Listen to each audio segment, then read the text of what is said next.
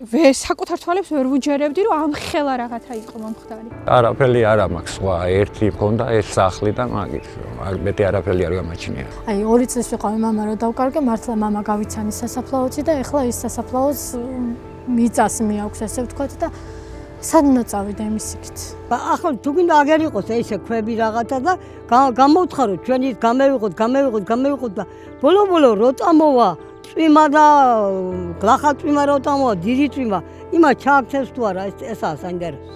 რაგული უნდა კონდეს იმას რომ წერ რომ მე იმ დროს შუაღამეზე გავრბივარ შვილების გადარჩენაზე და ვიღაცამ წერს იმას რომ შერაგული გაქვს ცხოველი დატოვე. თქვენ როგორ წარმოგიდგენიათ 35,000-ად სად შეიძლება მოძებნო მიწა და ააშენო სახლი? ისაც ცუდად ვარ ეხა რომ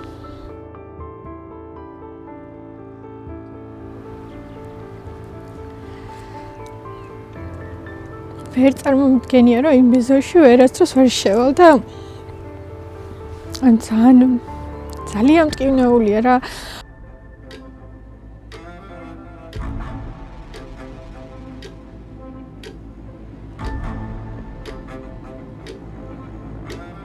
ჩვენი სახლი ამ მომენტში არ არის განგრეული, თუმცა ეპიცენტრში არის მოყოლილი, საიდანაც იწყება სტიქია და შესაბამისად ცხოვრებაზე გვითხრეს, რომ იქ წარმოუდგენელია ცხოვრება, აი ყველაფერი რაც ქონდა, რაზეც ვიშრომეთ, ვიწვალეთ, ყველა გეგმა იყო ამ სახლში ჩადებული.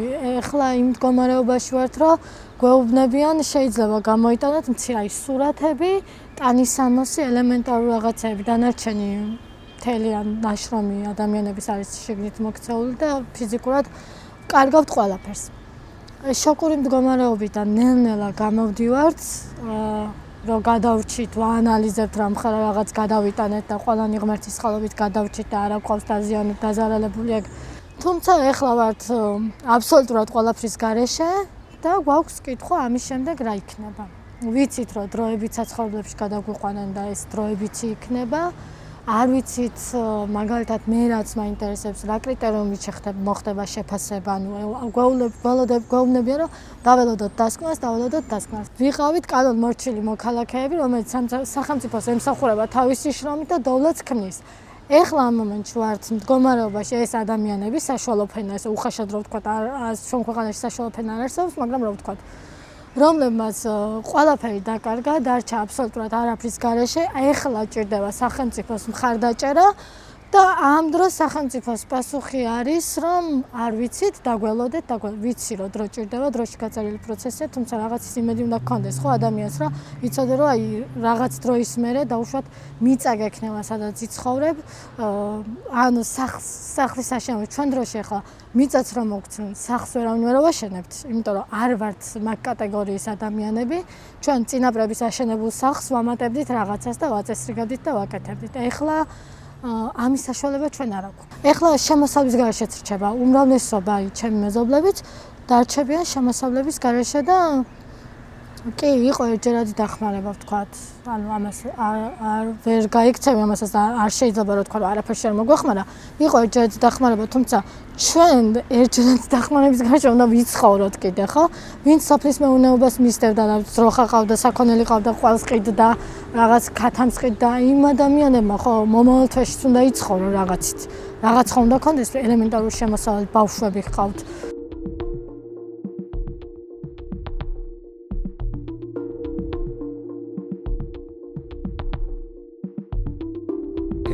იქ ვიყავდი, ახ მშობლები მყავს იქ და ბავშვებთან ერთად დილის 4 საათი იყო, როდესაც ბიცოლაჩემის ტელეფონის ზარმა გაგვაღვიძა. მარტო ცხოვრობს ბიცოლაჩემის შვილები და შვილიშვილები ყველა ქუთაისში ყავს. უპასუხე ბიცოლაჩემა რაღაცა უბედური ქარის ხმა არისო, მტვრევის ხმა არის და რა ხდებაო და ვაფშე არც მივაქციეთ ყურადღება, მეგონა რომ მარტო არის ქალი რაღაცა შეაშინა და ნუ გეშინია თქვა რა ბიცოლაჩემს უთხარი გადმოგიყვან ჩვენსგან. მოგავედით გადმოსაყვანად, პლოშადი გახსნილი იყო. იმ თავის ვაღვიძებ მეუღლეს, სვამ ბავშვებს ადიელებს ვაფარებ და გავრბივარ, რომ რაღაც ხდება, ხმა, მტვრევის, გუგუნი. ამ დროს ჩავჯექით მანქანაში და უნდა გადავიდეთ ეზოდან, მირეკავს აი ბიზაშვილი რომ დაბლას, რომელი გზაც არის ჩვენი არ წამოხვიდეო. მოასწარი ზევიდან წადიო.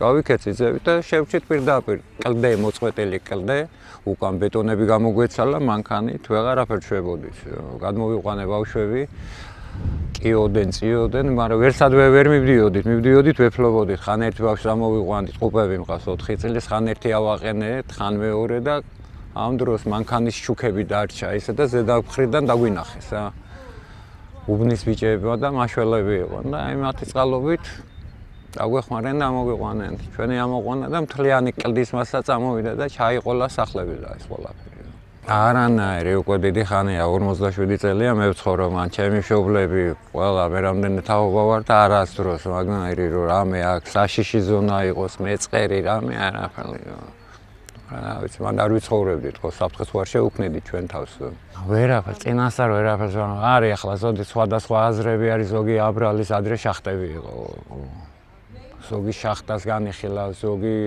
აქ ქვა მოიპოვებოდა იმას განიხილავენ მაგრამ როგორც ასეთი ჯერჯერობით არ ვიცი რა ჩვენს ველოდებით პასუხს რა დაიდება დასკვნა უნდა დაიდოს აი იმის სამხედვით გვეცოდინება საქმის ხურში სხვა არ ვართ არაფერში ამ ეტაპზე იმ დღესვე ყველა ვინც გამოგვიყვანენ ევაკუაცია ვისაც გავუკეთეს ყველას მონაცემები ერთიანად ყველა გამოგვიყვანეს აი აქ საჯარო სკოლაში ექიმები მოიყვანენ ყველაში ამოწმენ ვისაც ამედიკამენტები უნდა და ყველა საურიგა სულზე ვინც გამოყვანილი ვართ იმიტომ რომ ბევრმა მოითხოვა ისე და არ დაგმაყოფილი და ვინც ვიყავით და ვის ევაკუაციას გაკეთდა 500 ლარი ეჯერადი რომ აი ესე ნივთები ზოგს მაიკით და პერანგებით და იმით იყო ხალხი ამოყვანილი ვიცი 30 და 35,000 ლარი ჩვენთვის ვიცი ეს მიზერული თანხა აი ახლა პოსელი ავაშენ და 7,000 მარტო პოსელი დამიშვა 30,000-ით არანაირად მაგის განხილვაც არ გვინდა მაგის 30 არანაირად არ გვეუბნება იმიტომ მეტი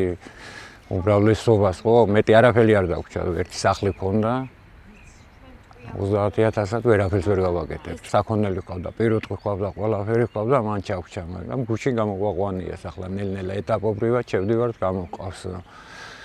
ცხოველები, ყველაფერი ახლა მიდის აგორდა ხმა, ვითომ მივატოვეთ, მაგრამ მე იმ ხალხის, არ ვიცი, რა გული უნდა კონდეს იმას რომ წერო მე იმ დროს შუაღამეზე გავრბივარ შვილების გადარჩენაზე და ვიღაცამ წერს იმას რომ შერაგული გაქვს ცხოველი დატოვე. ჯერ ცხოველს როგორ ქუჩაში ხამეხს ბინახო არა მოგიდო ხელი ცხოველი გარეთ დარბის ხო იმ შუაღამეს ეს ცხოველს ვინ დაუწყებდა ფიქს მაგრამ დავიდა ისე ვითომ ჩვენ უგულოები ვართ უმრავლესობა მაგასერს ჩვენ ხალხი არა ვართ თქვენ დაბინავდით მიატოვეთ მაგრამ ერთი წუთი არ მიგვიტოვებია ჩვენი ცხოველი თვითონაც აი აქ ბიჭები 24 საათი ადიან საჭმელი აქვთ ჩვენს ახლა ვისაც გვიშვებენ და არ მიგვიტოვებია უნდა დაგვეხმარონ თუ არა არ ვიცი რა გვეშველება ნულიდან ამ ცხოვრებაში როგორ უნდა დაიწყო ეხლა ნულიდან 30,000 ლარად როგორ უნდა დაიწყო ცხოვრება და არაფერი არა მაქვს სხვა ერთი მქონდა ეს სახლი და მაგის არ მეტი არაფერი არ გამაჩნია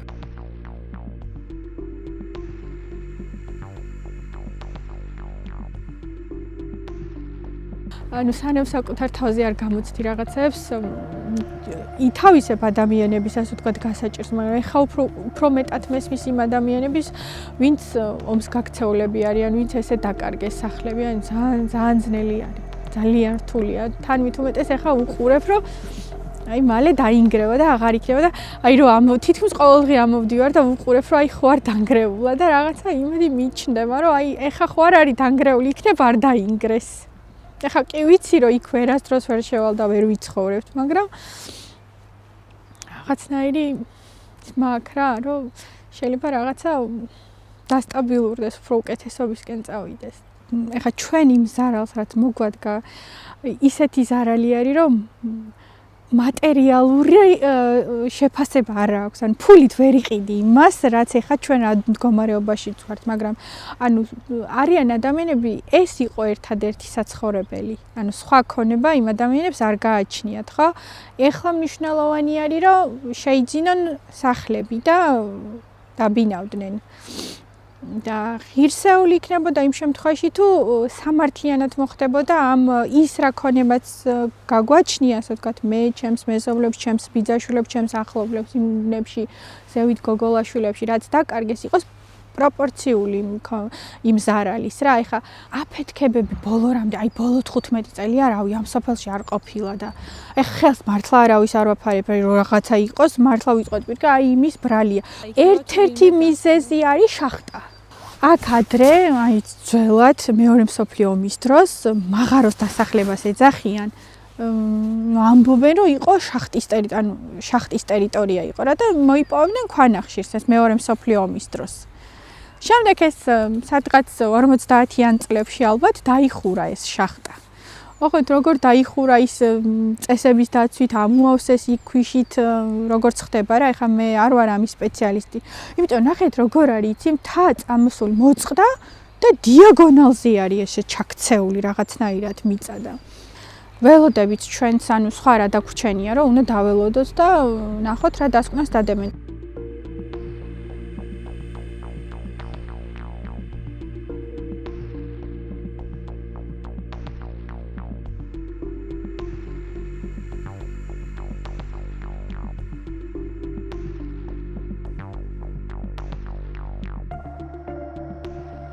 ამხელა მიწას რო ტოვებ, მეურნეობას რო ტოვებ, ამხელა ნაშრომს რო ტოვებ და სადღაც კორპუსში უნდა შეიკუჭო.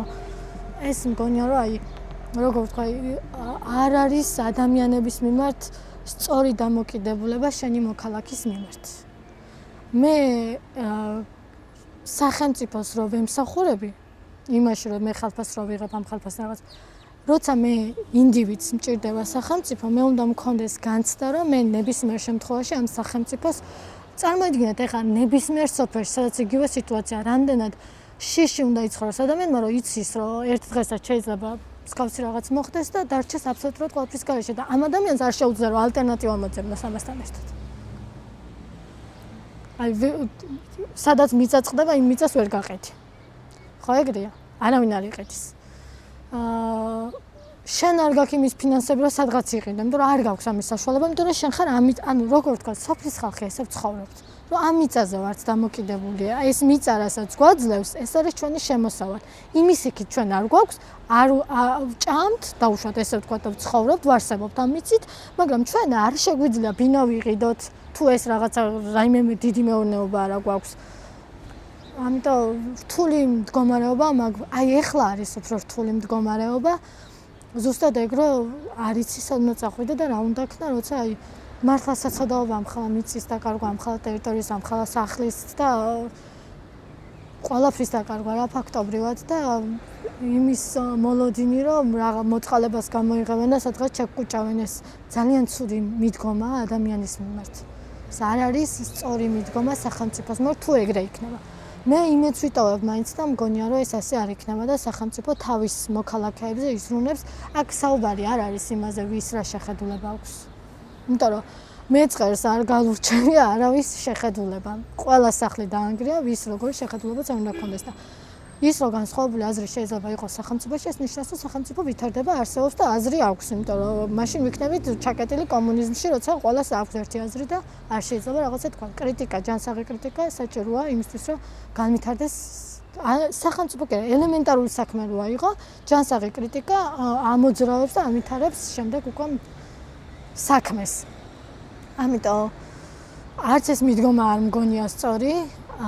იმიტომ რომ იყო სოციალურ ქსელში ამას რომ მიეცით ხმა და იმას რომ მიეცით ხმა, ეხლა იმან მოგხედოთ, ამან უნდა მოგხედოთ. არა, ეს ასე არ არის. სახელმწიფომ უნდა მიხედოს მოქალაქის. და აქ არ არის ნიშნობა, ვინ არის მთავრობაში, ვინ არის იქ, ვინ არის სახელმწიფომ უნდა მიხედოს შემდეგ ინდივიდ მოქალაქეს.